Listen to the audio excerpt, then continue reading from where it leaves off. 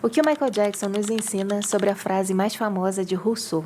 O homem nasce bom e a sociedade o corrompe. Você concorda com ela? Pode mandar nos comentários se você concorda antes de você continuar assistindo esse vídeo, porque eu não quero que ele te influencie antes de saber a sua resposta. Essa frase de Rousseau acaba trazendo mais questionamentos do que esclarecimento, né? Se o homem é bom e a sociedade é formada por homens que são bons, de onde veio a corrupção?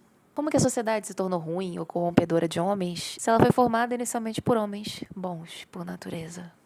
Tem uma outra questão dessa frase que é, uma vez que a gente toma ela como verdade, a gente tira de nós a responsabilidade individual pelos nossos atos. Quando a gente age de uma forma que não é boa, é só a gente pensar, foi a sociedade que me corrompeu. Mas tem uma coisa pior que essa frase faz com a gente, além de tirar a nossa responsabilidade individual, que é tirar da gente o nosso poder de escolha. Como a gente vai agir ou reagir diante das dificuldades que a sociedade malvadona nos impõe. Uma vez que a gente toma como verdade que a sociedade vai nos corromper, por mais que nós sejamos bons, a gente começa a assumir que a gente não tem outro caminho a não ser corrompido. E é aqui que vai entrar o Michael Jackson, que a essa altura você estava até se perguntando, cadê ela? Não vai falar dele? O Michael, como a maioria das pessoas sabem, teve uma infância inimaginavelmente sofrida. Ele era tão espancado, chicoteado, maltratado pelo pai dele, que ele cresceu com pânico dessa figura paterna e até quando ele já era crescido, ele tinha essas crises de pânico. Muito possivelmente, a psicologia diria que o Michael desenvolveu algo chamado transtorno de estresse pós-traumático complexo. E por mais que exista uma influência na nossa vida muito forte do que acontece com a gente, do que a gente vive,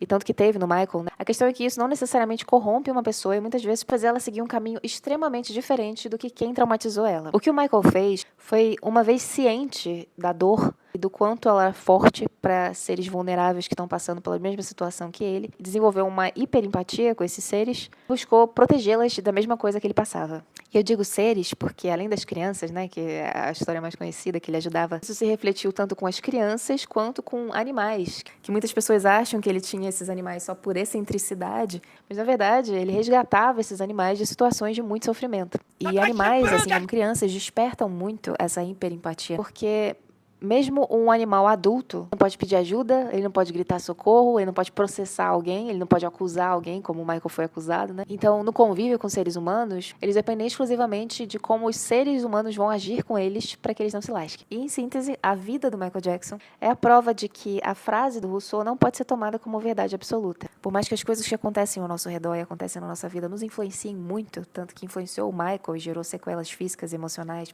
o homem verdadeiramente bom não vai ser necessariamente corrompido. Bondade é um sinal de força e de resistência muito grande num mundo que traz tantas dificuldades. Então, essas pessoas são capazes de ser boas, e a maioria delas, se você reparar, né, a sociedade ainda se choca com a maldade, são capazes de ser boas mesmo diante das dificuldades. Isso mostra que a bondade pode ser uma força mais poderosa do que a corrupção.